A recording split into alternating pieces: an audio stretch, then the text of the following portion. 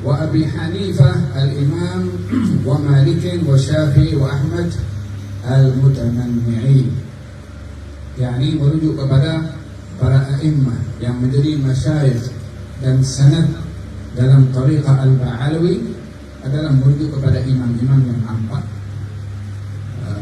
Imam Abdullah bin al-Haddad dalam kitabnya, dalam bait-bait syairnya Al-Ainiyah adalah menjelaskan tentang tariqah al-Ba'alawi melalui sebutan para masyayikh dan guru-guru yang diambil oleh Imam Abdullah, oleh Sadah Bani Alawi, ilmu yang diambil daripada mereka. Pengasas tariqah al-Ba'alawi ini adalah Sayyidina Al-Faqih Muqaddam Muhammad bin Ali bin Alawi. Al-Imam Al-Faqih Muqaddam dilahirkan pada tahun 574 Hijriah. 574 Hijriah. Beliau berguru dengan ramai para asatidzah yang alim dan faqih di Hadramaut. Di antara guru beliau daripada keluarga Bafadl, daripada keluarga Bamarwan, daripada masyayikh sehingga Syekh Bamarwan pernah mengatakan kepada Faqih Muqaddam, saya mahu kamu itu dalam ilmu fiqh seperti Ibn Fawra. Ibn Fawra itu seorang alim besar dalam ilmu fiqh, dan memang pun Faqih termasuk kepada orang yang terdepan dalam ilmunya. Namun beliau mendapat satu isyarat daripada Syu'aib Abu Madyan. Syu'aib Abu Madyan ini seorang alim sufi daripada Maroko, seorang sufi daripada Maroko. Beliau meninggal dunia Syu'aib Abu Madyan tahun 593.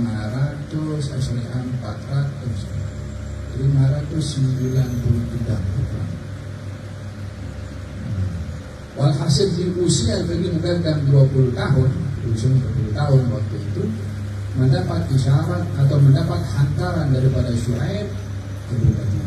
Abu Madyan ini namanya Syu'aib, ada anak namanya Madyan, maka dipanggil Syu'aib Abu Madyan. Dia seorang sufi. Beliau menghantarkan kainnya daripada Maroko melalui anak muridnya yang bernama Abdurrahman. Abdurrahman ini muridnya Syu'aib Abu Madyan, berasal daripada Hadramaut, belajar di Maroko. Syu'aib Abu Madyan mendapat kabar tentang Al-Faqih Muqaddam daripada Abdurrahman. Katanya, bawa kupayang baju ini, jubah, berikan kepada Al-Faqih Muqaddam untuk dia memakainya. Yani ini namanya talbis. Talbis, memakaikan kain kepada orang lain sebagai simbol akad atau bai'ah kepada pegangan ahli at-tasawuf. Ini pernah diambil daripada sikap baginda Rasulullah SAW kepada beberapa sahabatnya. Ketika ini diberikan tugasan-tugasan tertentu, maka dipakaikan imamah oleh Nabi SAW. Ali ketika ini berhadapan dengan Amr bin Abdullah, dipakaikan imamah. Khalid bin Khalid, ada seorang sahabat Nabi itu ketika dihantarkan untuk menjadi panglima perang, dia sudah pakai serban, pakai imamah, dibuka imamahnya, dipakaikan sendiri oleh Nabi SAW. Diambil daripada sini, kata Imam Suyuti, adanya istilah at-talbis dalam tarekat ahli tasawuf, yakni memakaikan pakaian, baik itu serban atau jubah atau selendang, simbolik kepada satu bai'ah atau akad yang diambil dengan at-talbis, jadi dengan memakaikan pakaian. Ya, ini diambil daripada hadis Nabi Muhammad SAW.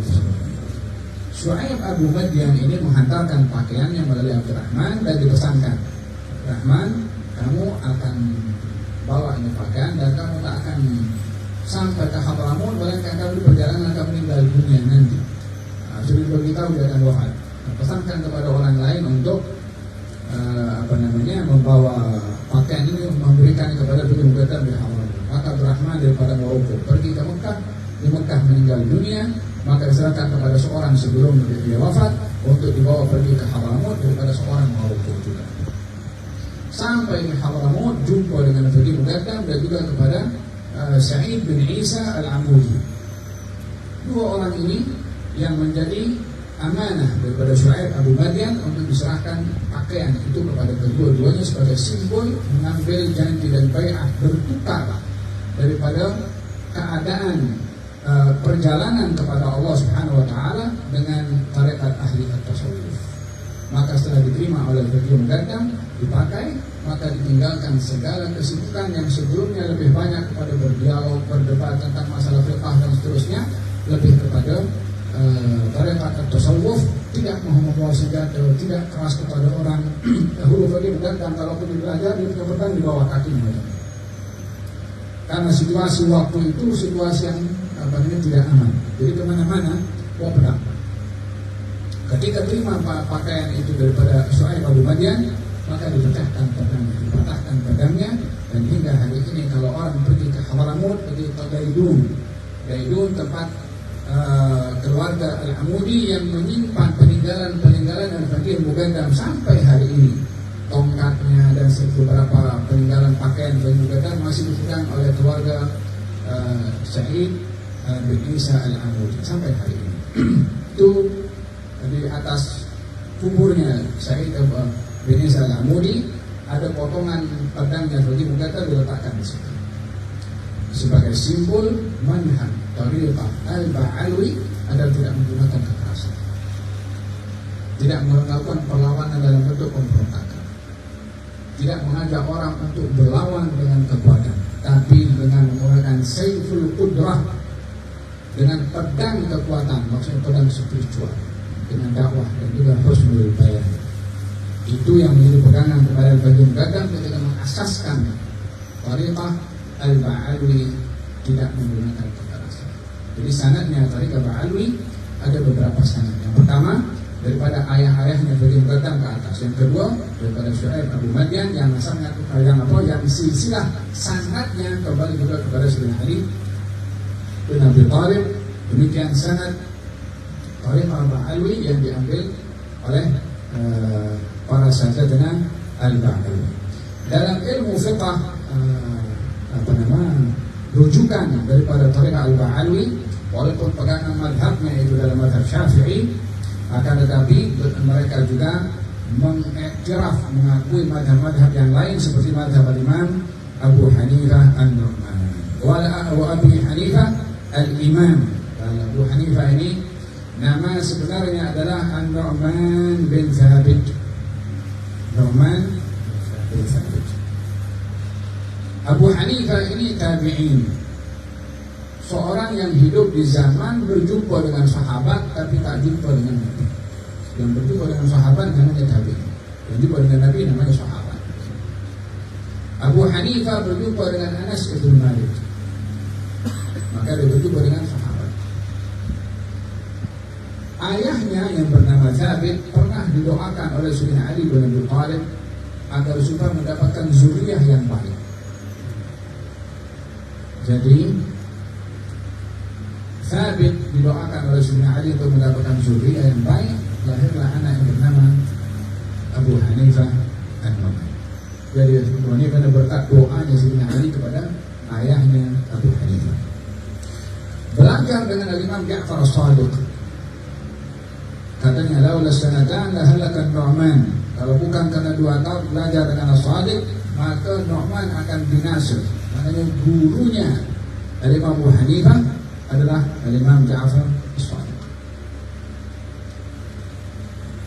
Timbul permasalahan masalah sanad dalam belajar ini yang melalui Ja'far As-Shadiq selalunya akan dituduh dengan Syiah. Akan tetapi Imam Ja'far As-Shadiq gurunya juga atau muridnya adalah Sayyidina Ali Al-Waridhi dan Musa Al-Qadhi. Ali Al-Waridhi datuknya para Sayyid Al-Alawiyyin, Ali bin Ja'far. Ali bin Ja'far punya anak namanya Muhammad An-Naqib. Muhammad An-Naqib punya anak namanya Isa Ar-Rumi. Isa Ar-Rumi punya anak namanya Ahmad Al-Muhajir. Madani Isa. Terus ke bawah. Muhammad Al-Muhajir punya anak namanya Ubaidillah, Ubaidillah punya anak namanya Alwi, Alwi punya anak namanya Muhammad, Muhammad punya anak namanya Alwi, Alwi punya anak namanya Muhammad Sahib Berbat. Terus ke bawah sampai Sayyidina Alwi sampai sekarang inilah silsilah muttasil, dua, sangat bersambung dari segi ilmunya dan bersambung dari segi nasabnya. Tariqah Al-Alwi melalui dua, satu melalui nasab, yang kedua melalui ilmu, daripada bapak kepada bapak kepada bapak sampai kepada Rasulullah Shallallahu Alaihi Wasallam. Dan itu adalah sanad yang langka dan jarang didapat oleh seseorang, tergabung padanya sanad pada nasab dan sanad pada ilmu. Olehana kata Imam Abdullah bin Al-Haddad mengatakan, abun yatalaqa an abihi wa hakadha fayalaka min aba kiramin wa ajdadi. Bapak belajar daripada bapaknya dan begitu seterusnya. Bertuahlah mereka yang memiliki bapak atau keturunan yang mengambil ilmunya berterusan. Abun yatalaqa an abihi wa hakadha fayalaka min aba kiramin wa ajdadi. Al-Imam Abu Hanifah An-Nu'man walaupun belajar kepada Imam Ja'far As-Shadiq berbeza dalam pendapat-pendapat yang disampaikan oleh Imam Ja'far As-Shadiq, dan itu adalah perkara yang wajar karena tidak ada sesiapa yang dipaksa untuk ikut pendapat orang lain selagi dia mempunyai pendapat sendiri dan berasaskan dengan asas yang benar. Al-Imam Ja'far berbeza, Al-Imam Abu Hanifah berbeza dengan gurunya, Al-Imam Malik berbeza dengan Abu Hanifah, Al-Imam Syafi'i berbeza kepada Al-Imam Malik walaupun gurunya, Al-Imam Ahmad berbeza dengan Imam Syafi'i walaupun gurunya. Dalam hal ini perbezaan itu menjadi satu tradisi dan bukan menjadi sumber perpecahan seperti mana berlaku di zaman kita sekarang. Hakikatnya tidak ada masalah untuk berbeza, tapi yang bermasalah adalah kalau seorang itu enggan untuk berbeza dengan orang lain.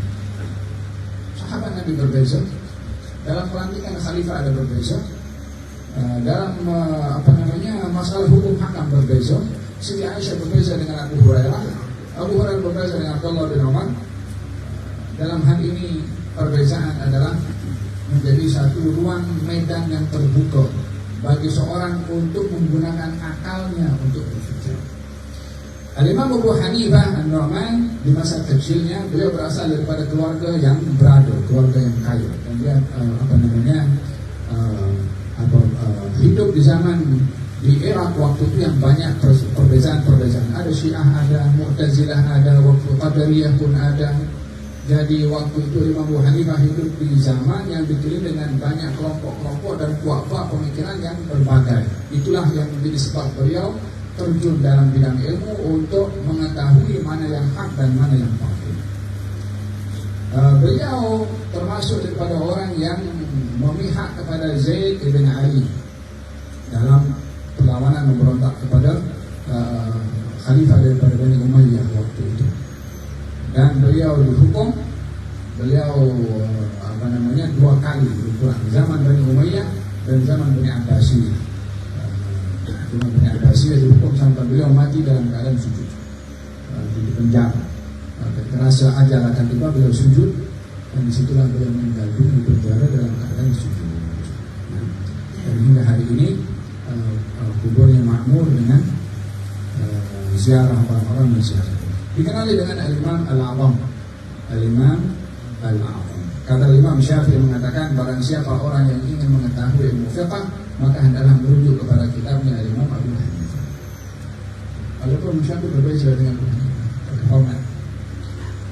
Yang kedua Al-Imam Malik. Al-Imam Malik lahir pada tahun ke-98 Hijriah. Yani Imam Malik ini tabi'in yang tak jumpa dengan sahabat. Ada perbezaan antara jumpa dengan sahabat atau tidak. Tapi pastinya atau ulama mengatakan kalau Imam Malik berjumpa dengan tabi'in. Jadi hidup di zaman zamannya tabi'in, tak jumpa dengan sahabat. Belajar kepada ramai para ulama, dan ketika usianya itu masih kecil, dia minta izin kepada ibunya, wahai ibu, saya akan belajar ilmu agama. Kata ibunya, mari sih, diberikan baju baru dan diberikan serban yang baru, dipakaikan baju baru, dipakaikan serban yang baru. dan sekarang kami perlu belajar. yang